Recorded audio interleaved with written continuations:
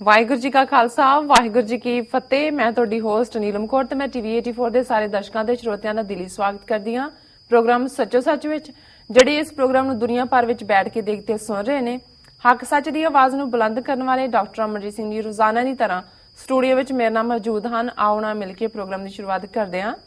ਜੀ ਡਾਕਟਰ ਸਾਹਿਬ ਵਾਹਿਗੁਰੂ ਜੀ ਕਾ ਖਾਲਸਾ ਵਾਹਿਗੁਰੂ ਜੀ ਕੀ ਫਤਿਹ। ਜੀ ਡਾਕਟਰ ਸਾਹਿਬ ਤੁਹਾਡਾ ਨਿੱਘਾ ਸਵਾਗਤ ਹੈ ਪ੍ਰੋਗਰਾਮ ਸੱਚੋ ਸੱਚ ਵਿੱਚ। ਬਹੁਤ ਸ਼ੁਕਰੀਆ ਜੀ ਡਾਕਟਰ ਸਾਹਿਬ ਅੱਜ ਡੇਟ ਹੈਗੀ ਹੈ 25 ਅਕਤੂਬਰ 2016 10 ਕੱਤਕ ਨਾਨਕਸ਼ਾਹੀ ਸੰਮਤ 548 ਦਾ ਦਿਨ ਹੈ। ਤੇ ਡਾਕਟਰ ਸਾਹਿਬ ਪ੍ਰੋਗਰਾਮ ਦੇ ਸ਼ੁਰੂ ਵਿੱਚ ਤੁਸੀਂ ਅੱਜ ਦੇ ਜਿਹੜੇ ਅਹਿਮ ਮਸਲੇ ਨੇ ਉਹਨਾਂ ਵਿੱਚ ਜਿਹੜਾ ਪਹਿਲਾ ਮਸਲਾ ਹੈ ਉਹਦੇ ਬਾਰੇ ਤੁਹਾਡੇ ਕੀ ਵਿਚਾਰ ਨੇ? ਦੇਖੋ, ਸਭ ਤੋਂ ਪਹਿਲਾਂ ਤਾਂ ਅਸੀਂ ਆਪਣੇ ਦਰਸ਼ਕਾਂ ਤੋਂ ਸਰੋਤਿਆਂ ਤੋਂ ਮਾਫੀ ਚਾਹੁੰਦੇ ਜੀ। ਕਿਸੇ ਐਮਰਜੈਂਸੀ ਸਿਚੁਏਸ਼ਨ ਕਰਕੇ ਐਤਵਾਰ ਮੈਨੂੰ ਵਾਸ਼ਿੰਗਟਨ ਡੀਸੀ ਜਾਣਾ ਪਿਆ ਜੀ ਤੇ ਕੱਲ ਦਾ ਦਿਨ ਵੀ ਉੱਥੇ ਹੀ ਗੁਜ਼ਰਿਆ। ਸੋ ਜਿੱਥੇ ਮੈਂ ਐਤਵਾਰ ਸ਼ਾਮ ਨੂੰ ਰੇਡੀਓ ਵਾਇਸ ਆਫ ਖਾਲਸਾ ਦਾ ਜਿਹੜਾ ਫੰਡ ਰੇਜ਼ਿੰਗ ਡਿਨਰ ਸੀ, ਜਿਹਦੇ 'ਚ ਮੈਨੂੰ ਵੀ ਐਜ਼ ਏ ਕੀਨੋਟ ਸਪੀਕਰ ਉਹਨੇ ਰੱਖਿਆ ਹੋਇਆ ਸੀ, ਪਾਰਟਿਸਿਪੇਟ ਨਹੀਂ ਕਰ ਸਕਿਆ ਜੀ। ਉੱਥੇ ਕੱਲ ਦਾ ਪ੍ਰੋਗਰਾਮ ਵੀ ਅਸੀਂ ਜਿਹੜਾ ਨਹੀਂ ਕਰ ਸਕੇ। ਹਾਲਾਂਕਿ ਦਰਸ਼ਕਾਂ ਨੇ ਜਿਹੜਾ ਵਾਇਸ ਆਫ ਖਾਲਸਾ ਦਾ ਐਤਵਾਰ ਸ਼ਾਮ ਦਾ ਡਿਨਰ ਪ੍ਰੋਗਰਾਮ ਸੀ ਉਸ ਨੂੰ ਸਾਡੇ ਕੱਲ ਦੇ ਸਲੋਟ 'ਚ ਇੰਜੋਏ ਕੀਤਾ ਜੀ। ਜਿਹੜੀ ਘਟਨਾ ਵੀਕਐਂਡ ਦੇ ਉੱਤੇ ਵਾਪਰੀ, ਮੁੱਖ ਤੌਰ ਦੇ ਉੱਤੇ ਇਸ ਵੇਲੇ ਸਾਊਥ ਏਸ਼ੀਅਨ ਮੀਡੀਆ ਦਾ ਵੀ ਜਿਹੜਾ ਉਹ ਕਾਫੀ ਵੱਡਾ ਹਿੱਸਾ ਹੈ ਡਿਸਕਸ਼ਨ ਦਾ। ਔਰ ਅਫਸੋਸ ਇਸ ਗੱਲ ਦਾ ਹੈ ਕਿ ਅਮਰੀਕਾ ਜਾਂ ਦੂਸਰੇ ਯੂਰਪੀਅਨ ਯੂਨੀਅਨ ਔਰ ਬਾਕੀ ਮੁਲਕ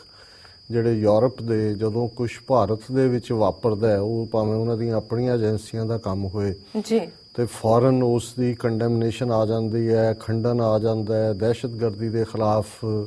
ਜਿਹੜਾ ਲੰਬਾ ਚੌੜਾ ਸਰਮਨ ਆ ਜਾਂਦਾ ਹੈ। ਪਰ ਜਿਹੜਾ ਵਾਕਿਆ ਪਾਕਿਸਤਾਨ ਦੇ ਵਿੱਚ ਬਲੋਚਿਸਤਾਨ ਦੀ ਰਾਜਧਾਨੀ ਕੋਇਟਾ ਦੇ ਬਹੁਤ ਵੱਡੇ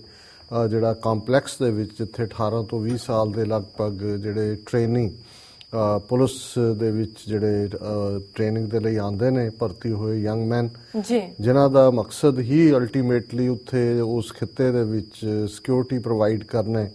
ਉਹਨਾਂ ਦੇ ਉੱਤੇ ਜਿਹੜਾ ਅੰਦਰ ਜਾ ਕੇ ਉਹਨਾਂ ਦੇ ਕੰਪਲੈਕਸ ਹੈ 250 ਏਕੜ ਦੇ ਵਿੱਚ ਉਹ ਕੰਪਲੈਕਸ ਹੈ ਪੁਲਿਸ ਟ੍ਰੇਨਿੰਗ ਕਾਲਜ। ਔਰ ਉਹਦੇ 'ਚ ਉਹਨਾਂ ਨੇ ਅੰਦਰ ਵੜ ਕੇ ਲਗਭਗ 60 ਦੇ ਕਰੀਬ ਜਿਹੜੇ ਸਨ ਪੁਲਿਸ ਟ੍ਰੇਨਿੰਗ, ਉਹਨਾਂ ਨੂੰ ਮਾਰ ਮੁਕਾਇਆ, 100 ਤੋਂ ਜ਼ਿਆਦਾ ਜ਼ਖਮੀ ਨੇ। ਔਰ ਜਿਵੇਂ ਮੀਡੀਆ ਰਿਪੋਰਟਸ 'ਚ ਹੈ ਕਿ 3 ਜਿਹੜੇ ਦਹਿਸ਼ਤਗਰਦ ਇਸ ਦੇ ਲਈ ਜ਼ਿੰਮੇਵਾਰ ਸਨ, ਜਿਨ੍ਹਾਂ ਨੇ ਅੰਦਰ ਜਾ ਕੇ ਬਹੁਤ ਸਾਰਿਆਂ ਨੂੰ ਹੌਸਟੇਜ ਲਿਆ, ਮਸ਼ੀਨ ਗਨ ਫਾਇਰ ਔਰ ਗਰਨੇਡਸ ਦਾ ਇਸਤੇਮਾਲ ਕੀਤਾ ਔਰ ਇਵੈਂਚੁਅਲੀ ਉਹਨਾਂ ਨੇ ਜਿਹੜੀਆਂ ਸੁਸਾਈਡਲ ਵੇਸ ਪਾਈਆਂ ਹੋਈਆਂ ਸੀ ਉਹਦੇ ਨਾਲ ਉਹਨਾਂ ਨੇ ਆਪਣੇ ਆਪ ਨੂੰ ਬਲੋ ਕੀਤਾ ਜਾਂ ਮੁਕਾਬਲੇ 'ਚ ਮਾਰੇ ਗਏ। ਸੋ ਇਹ ਇੱਕ ਜਿਹੜਾ ਦਹਿਸ਼ਤਗਰਦੀ ਦਾ ਵਾਕਿਆ ਜਿਹੜਾ ਕਿ ਸਿੱਧੇ ਤੌਰ 'ਤੇ ਜਿਸ ਬਾਰੇ ਜਿਹੜਾ ਹੈ ਈਵਨ ਜਦੋਂ ਤੁਸੀਂ ਦੇਖਦੇ ਹੋ ਕਿ ਇੱਕਦਮ ਟੂ ਮਚ ਐਵੀਡੈਂਸ ਇੱਕ ਪਾਸੇ ਦੀ ਹੁੰਦੀ ਹੈ। ਹਾਲਾਂਕਿ ਇਹ ਵੀ ਆਇਆ ਕਿ ਜੀ ਇਹ ਇਸਲਾਮਿਕ ਸਟੇਟ ਨੇ ਜ਼ਿੰਮੇਵਾਰੀ ਲਈ ਹੈ, ਪਰ ਮੈਂ ਦੇਖਦੇ ਹਾਂ ਔਰ ਆਉਣ ਵਾਲੇ ਪਲਾਂ 'ਚ ਅਸੀਂ ਵਿਚਾਰ ਕਰਾਂਗੇ। ਔਰ ਇੱਕ ਪਾਸੇ ਲਸ਼ਕਰ ਝੰਗਵੀ ਜਿਹੜਾ ਕਿ ਸੁੰਨੀ ਇਸਲਾਮ ਦੇ ਨਾਲ ਜੋੜ ਕੇ ਜਿਸ ਨੂੰ ਖੜਾ ਕੀਤਾ ਜਾਂਦਾ, ਔਰ ਇਹ ਪਿਛਲੇ ਕਈ ਸਾਲਾਂ ਦੇ ਵਿੱਚ ਇਸ ਗੱਲ ਦੇ ਸਬੂਤ ਸਾਹਮਣੇ ਨੇ ਕਿ ਲਸ਼ਕਰ ਝੰਗਵੀ ਨੂੰ ਵੀ ਇੰਡੀਅਨ ਇੰਟੈਲੀਜੈਂਸ ਰਾਹ ਜਿਹੜੀ ਹੈ ਉਹ ਫੰਡ ਕਰਦੀ ਹੈ। ਔਰ ਇਸਲਾਮਿਕ ਸਟੇਟ ਜਿਹੜੀ ਇਸ ਵੇਲੇ ਆਪਣੀ ਸਰਵਾਈਵਲ ਦੀ ਲੜਾਈ ਜਿਹੜੀ ਹੈ ਸੀਰੀਆ ਦੇ ਵਿੱਚ, ਜਿਸ ਕਿਸਮ ਦਾ ਹਾਲ, ਭਾਵੇਂ ਉਹ ਵੀ ਬਹੁਤ ਜ਼ੁਲਮ ਕਰ ਰਹੇ ਨੇ ਸਿਵਿਲੀਅਨਸ ਦੇ ਉੱਤੇ, ਲੇਕਿਨ ਇਸ ਵੇਲੇ ਅਮਰੀਕਾ ਹੋਏ, ਰਸ਼ੀਆ ਹੋਏ, ਈਵਨ ਟਰਕੀ ਨੇ ਵੀ ਆਪਣੇ ਤੌਰ ਦੇ ਉੱਤੇ ਕੁਰਦਿਸਤਾਨ ਦੇ ਲੜਾਕੂ ਹੋਣ, ਉਹਨਾਂ ਨੇ ਕਈ ਜਿਹੜੇ ਇਲਾਕੇ ਨੇ ਉਹਨਾਂ ਤੋਂ ਫ੍ਰੀ ਕਰਵਾਏ ਨੇ, ਆਜ਼ਾਦ ਕਰਵਾਏ ਨੇ। ਔਰ ਮੌਸੂਲ ਦੀ ਲੜਾਈ ਜਿਹੜੀ ਹੈ ਉਹ ਇਸ ਵੇਲੇ ਕਾਫੀ ਅੱਗੇ ਵਧੀ ਹੋਈ ਹੈ। ਸੋ ਜਿੱਥੇ ਤੁਹਾਡੀ ਆਪਣੀ ਸਰਵਾਈਵਲ ਦਾ ਇਸ ਕਿਸਮ ਦਾ ਚੱਲ ਰਿਹਾ ਹੋਏ ਔਰ ਕੋਈ ਇਸ ਕਿਸਮ ਦਾ ਇਸਲਾਮਿਕ ਸਟੇਟ ਦਾ ਵਿਦਨ ਪਾਕਿਸਤਾਨ ਜਾਂ ਅਦਰਵਾਈਜ਼ ਉਸ ਖਿੱਤੇ ਦੇ ਵਿੱਚ ਅਜੇ ਤੱਕ ਕੋਈ ਇਸ ਕਿਸਮ ਦਾ ਇੰਟਰਸਟ ਵੀ ਨਹੀਂ ਹੈ, ਕਿਉਂਕਿ ਉਹ ਪਹਿਲਾਂ ਮਿਡਲ ਈਸਟ ਦੇ ਵਿੱਚ ਆਪਣਾ ਖੜਾ ਕਰਨਾ ਚਾਹੁੰਦੇ ਨੇ ਆਪਣਾ ਝੰਡਾ।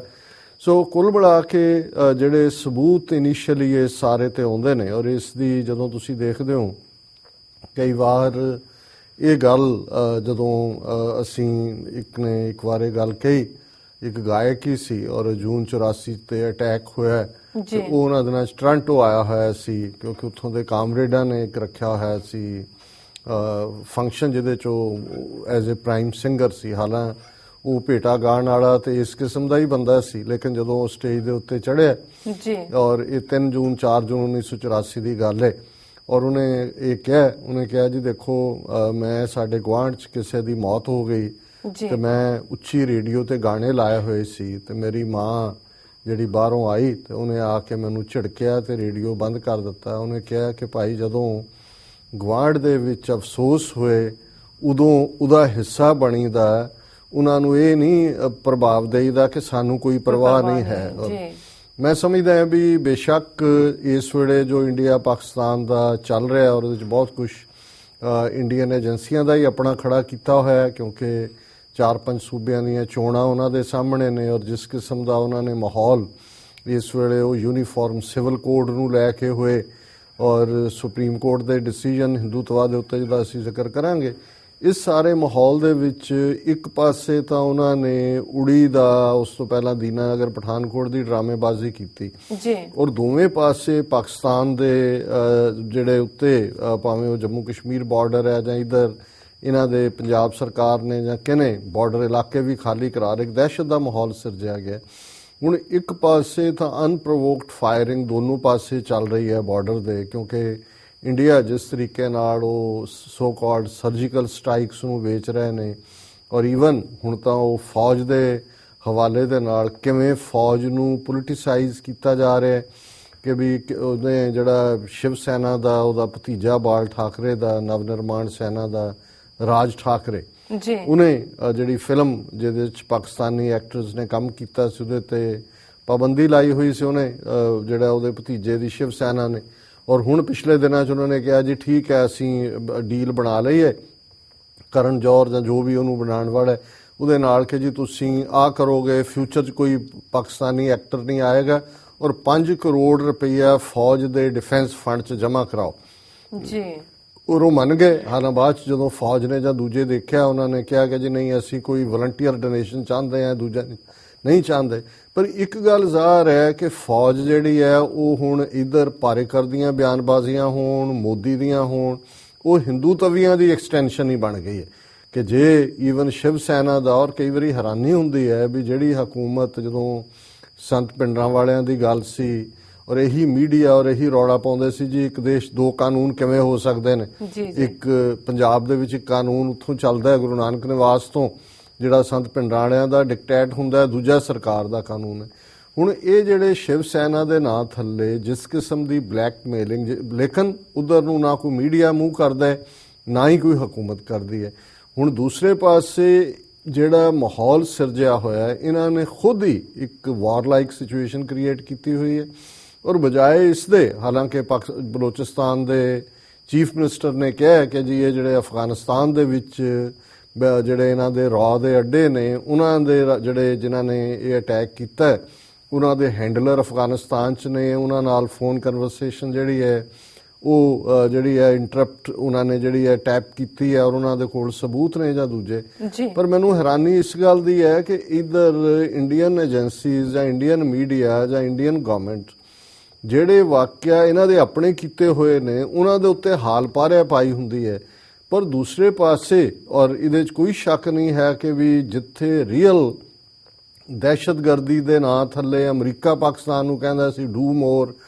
ਮੋਰ ਨਾਰਥ ਵਜ਼ੀਰਿਸਤਾਨ ਜਾਂ ਫਾਟਾ ਏਰੀਆ ਜਾਂ ਖੈਬਰ ਪਖਤੂਨਵਾ, ਹੁਣ ਐਸਾ ਕੀ ਹੈ ਅਚਾਨਕ ਕਿ ਵੀ ਬਲੋਚਿਸਤਾਨ ਦੇ ਵਿੱਚ ਕੋਇਟੇ ਦੇ ਵਿੱਚ ਉਸ ਤੋਂ ਪਹਿਲਾਂ ਅਸੀਂ ਦੇਖਦੇ ਹਾਂ ਕਿ ਕਿਸ ਕਿਸਮ ਦੇ ਅਟੈਕ ਜਿਹੜੇ ਨੇ ਉੱਥੇ ਚੱਲ ਰਹੇ ਨੇ, ਕਿਉਂਕਿ ਆਲਰੇਡੀ ਬਲੋਚਿਸਤਾਨ ਦੇ ਮੁੱਦੇ ਦੇ ਉੱਤੇ ਇੰਡੀਆ ਨੇ ਓਪਨਲੀ ਡਿਕਲੇਅਰ ਕੀਤਾ ਹੋਇਆ ਹੈ ਔਰ ਇਹ ਗੱਲ ਈਵਨ ਅਜੀਤ ਡੋਵਲ ਨੇ ਜਦੋਂ ਇਹ ਉੜੀ ਦੇ ਬਹਾਨੇ ਨਾਲ ਜਾਂ ਉਸ ਨੂੰ ਕਿਹਾ ਜੀ ਅਸੀਂ ਹੁਣ ਟੈਰਰ ਦਾ ਜਵਾਬ ਟੈਰਰ ਨਾਲ ਦੇਵਾਂਗੇ ਔਰ ਮੋਦੀ ਦਾ ਬਲੋਚਿਸਤਾਨ ਦੇ ਮੁੱਦੇ ਨੂੰ ਉਭਾਰਨਾ, ਸੁਸ਼ਮਾ ਸਵਰਾਜ ਦਾ UN 'ਚ ਕਰਨਾ। ਸੋ ਜ਼ਾਹਰ ਹੈ ਕਿ ਇਹ ਪਾਰਟ ਜਿਹੜਾ ਹੈ ਔਰ ਜਿਸ ਕਿਸਮ ਦਾ ਇੰਡੀਅਨ ਏਜੰਸੀਆਂ ਦੇ ਇਨਫਿਲਟ੍ਰੇਸ਼ਨ ਹੈ, ਕਿਉਂਕਿ ਬਲੋਚਿਸਤਾਨ ਦਾ ਬਾਰਡਰ ਅਫਗਾਨਿਸਤਾਨ ਦੇ ਨਾਲ ਵੀ ਲੱਗਦਾ ਹੈ ਔਰ ਜਿਹੜੇ ਉਹਨਾਂ ਨੇ ਮਿਸ਼ਨ ਉੱਥੇ ਖੜੇ ਕੀਤੇ ਹੋਏ ਨੇ ਰॉ ਦੇ ਹੈੱਡਕੁਆਰਟਰ ਨੇ ਔਰ ਇਹ ਜਿਹੜਾ ਵਾਕਿਆ ਹੈ ਜੇ ਤੁਸੀਂ ਇਹਨੂੰ ਕੁੱਲ ਮਿਲਾ ਕੇ ਦੇਖੋ ਕਿ ਜਿਹੜੀ ਇਹਨਾਂ ਨੇ ਬਲੋਚਿਸਤਾਨ ਦੇ ਵਿੱਚ ਇੰਟਰਫੇਰੈਂਸ ਦੀ ਲਾਈਨ ਸ਼ੁਰੂ ਕੀਤੀ ਹੋਈ ਹੈ ਔਰ ਜਿਹਦਾ ਨਜ਼ਾਰਾ ਸਬੂਤ ਕੁਲਭੂਸ਼ਣ ਯਾਦਵ ਜਿਹੜਾ ਕਿ ਫੜਿਆ ਗਿਆ ਪਰ ਪਾਕਿਸਤਾਨ ਦੀ ਹਕੂਮਤ ਜਾਂ ਉਹਨਾਂ ਦਾ ਮੀਡੀਆ ਜਾਂ ਉਹਨਾਂ ਦਾ ਜਿਹੜੇ ਵੀ ਇੰਟਰਨੈਸ਼ਨਲ ਲੈਵਲ ਤੇ ਲੌਬੀ ਵਾਲੇ ਨੇ, ਕਦੇ ਵੀ ਉਸ ਗੱਲ ਨੂੰ ਉਹਨਾਂ ਨੇ ਸ਼ੁਰੂ 'ਚ ਜ਼ਰੂਰ ਖਬਰਾਂ ਆਈਆਂ, ਫਿਰ ਡੋਜ਼ੀਅਰ ਦੀ ਗੱਲ ਹੋਈ, ਪਰ ਇਸ ਗੱਲ ਨੂੰ ਉਹਨਾਂ ਨੇ ਕਦੇ ਉਭਾਰਿਆ ਨਹੀਂ ਹੈ ਜੀ। ਔਰ ਹੁਣ ਵੀ ਬਜਾਏ ਇਸ ਦੇ ਕਿ ਪਾਕਿਸਤਾਨ ਦੀ ਗਵਰਨਮੈਂਟ ਇੰਡੀਅਨ ਹਾਈ ਕਮਿਸ਼ਨਰ ਨੂੰ ਤਲਬ ਕਰਦੀ ਇਸਲਾਮਾਬਾਦ 'ਚ ਆਪਣੇ ਫੋਰਨ ਮਿਨਿਸਟਰੀ ਆਫਿਸ 'ਚ ਔਰ ਪ੍ਰੋਟੈਸਟ ਕਰਦੀ ਕਿ ਵੀ ਇਹ ਤੁਹਾਡਾ ਜਿਹੜਾ ਕੰਮ ਹੈ, ਔਰ ਕਿਉਂਕਿ ਇਧਰ ਜਿਹੜਾ ਤੁਹਾਡਾ ਡਿਫੈਂਸ ਮਿਨਿਸਟਰ, ਜਦੋਂ ਮੈਂ ਗਵਾਂਢੀ ਦੇ ਰੇਡੀਓ ਵੱਜਣ ਦੀ ਗੱਲ ਕੀਤੀ ਕਿ ਵੀ ਮੌਤ ਹੋਈ ਹੋਏ, ਕਿ ਡਿਫੈਂਸ ਮਿਨਿਸਟਰ ਮਨੋਹਰ ਪਾਰੇਕਰ ਇਹ ਕਹਿ ਰਿਹਾ ਕਿ ਪਾਕਿਸਤਾਨ ਪਸਮਾਸੁਰ ਹੈ। ਹੁਣ ਜਦੋਂ ਇਹ ਉਹਨਾਂ ਦੀਆਂ ਆਪਣੀਆਂ ਕਹਾਣੀਆਂ ਨੇ ਮਾਈਥੋਲੋਜੀ ਦੀਆਂ ਬਣਾਈਆਂ ਹੋਈਆਂ, ਉਹ ਇੱਕ ਰਾਖਸ਼ ਦਾ ਨਾਂ ਹੈ ਪਸਮਾਸੁਰ ਰੱਖਿਆ ਹੋਇਆ ਇਹਨਾਂ ਨੇ ਆਪਣੇ ਮਿਥਿਹਾਸ 'ਚ, ਜਿਹਦੇ ਬਾਰੇ ਹੈ ਕਿ ਜੀ ਉਹ ਜਿਹੜਾ ਦੂਜਿਆਂ ਨੂੰ ਧਮਕਾਉਂਦਾ ਸੀ, ਡਰਾਉਂਦਾ ਸੀ, ਮਾਰਦਾ ਸੀ, ਔਰ ਅਲਟੀਮੇਟਲੀ ਜਿਹੜਾ ਉਹ ਆਪਣੀ ਅੱਗ ਦੇ ਨਾਲ ਹੀ ਜਿਹੜਾ ਉਹ ਸੜ ਕੇ ਮਰ ਗਿਆ। ਉਹਦੀ ਆਪਣੀ ਜਿਹੜੀ એનર્ਜੀ ਜਾਂ ਤਾਕਤ ਸੀ ਜੀ। ਔਰ ਇਹੀ ਸ਼ਬਦ ਜਿਹੜੀ ਗੱਲ ਅੱਜ ਮਨੋਹਰ ਪਾਰੇਕਰ, ਇਹ ਵਾਕਿਆ ਜੋ ਕੋਇਟੇ ਦੇ ਵਿੱਚ ਹੋਇਆ, ਜਿਹਦੇ 'ਚ 18 ਸਾਲ ਦੇ 20 ਸਾਲ ਦੇ ਉਹ ਨੌਜਵਾਨ ਜਿਨ੍ਹਾਂ ਦੇ ਸਾਹਮਣੇ ਭਵਿੱਖ ਸੀ ਮਾਰੇ ਗਏ, ਇਹੀ ਸ਼ਬਦ ਪਸਮਾਸੁਰ ਦਾ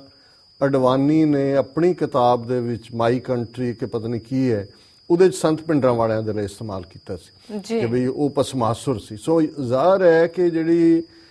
ਇਸ ਕਿਸਮ ਦਾ ਫੌਰਨ ਰਿਐਕਸ਼ਨ ਇਸ ਦਾ ਆਇਆ, ਔਰ ਇਹਦੇ 'ਚ ਕੋਈ ਸ਼ੱਕ ਨਹੀਂ ਹੈ ਕਿ ਇਹ ਇੰਡੀਅਨ ਏਜੰਸੀਜ਼ ਨੇ ਜਿਹੜਾ ਇਹਨਾਂ ਨੇ ਕਿਹਾ ਕਿ ਜੀ ਅਸੀਂ ਬਲੋਚਿਸਤਾਨ 'ਚ ਹੁਣ ਆਹ ਕਰਾਂਗੇ, ਔਰ ਅਜੀਤ ਡੋਵਲ ਦਾ ਆਲਰੇਡੀ ਕਹਿਣਾ ਕਿ ਜੀ ਅਸੀਂ ਦਹਿਸ਼ਤਗਰਦੀ ਦਾ ਜਵਾਬ ਦਹਿਸ਼ਤਗਰਦੀ ਨਾਲ ਦੇਵਾਂਗੇ, ਇਹ ਉਸ ਦਾ ਹੀ ਹਿੱਸਾ ਹੈ। ਲੇਕਿਨ ਇਸ ਦੇ ਬਜਾਏ ਕਿ ਪਾਕਿਸਤਾਨ ਫੋਰਨ ਆਫਿਸ ਤਲਬ ਕਰਦਾ, ਇਧਰ ਇਹਨਾਂ ਨੇ ਪਾਕਿਸਤਾਨ ਦੇ ਹਾਈ ਕਮਿਸ਼ਨਰ ਨੂੰ ਇੰਡੀਅਨ ਫੋਰਨ ਆਫਿਸ ਨੇ ਤਲਬ ਕੀਤਾ ਹੈ ਕਿ ਜੀ ਇਹ ਜਿਹੜੀ ਜੰਮੂ ਕਸ਼ਮੀਰ ਬਾਰਡਰ ਦੇ ਉੱਤੇ ਕ੍ਰਾਸ ਫਾਇਰਿੰਗ ਹੋ ਰਹੀ ਹੈ, ਉਹਦੇ 'ਚ ਜੰਮੂ ਰੀਜਨ ਦੇ ਵਿੱਚ ਇੰਨੇ ਜ਼ਖਮੀ ਹੋ ਗਏ, ਇਹ ਹੋ ਗਿਆ, ਸਕੂਲ ਬੰਦ ਕਰਤੇ ਕਠੂਆ ਜ਼ਿਲ੍ਹੇ ਦੇ। ਸੋ ਕੁੱਲ ਮਿਲਾ ਕੇ ਇਹ ਜਿਹੜਾ ਸਾਰਾ ਹੀ ਵਰਤਾਰਾ ਹੈ, ਔਰ ਇਹਦੇ 'ਚ 2-3 ਚੀਜ਼ਾਂ ਬੜੀਆਂ ਕਲੀਅਰਲੀ ਕਿਸੇ ਮੀਡੀਆ ਆਊਟਲੈਟ ਨੇ ਚੰਗਾ ਐਨਾਲਿਸਿਸ ਦਿੱਤਾ। ਉਹ 'ਚ ਉਹਨਾਂ ਨੇ ਕਿਹਾ ਕਿ ਬਈ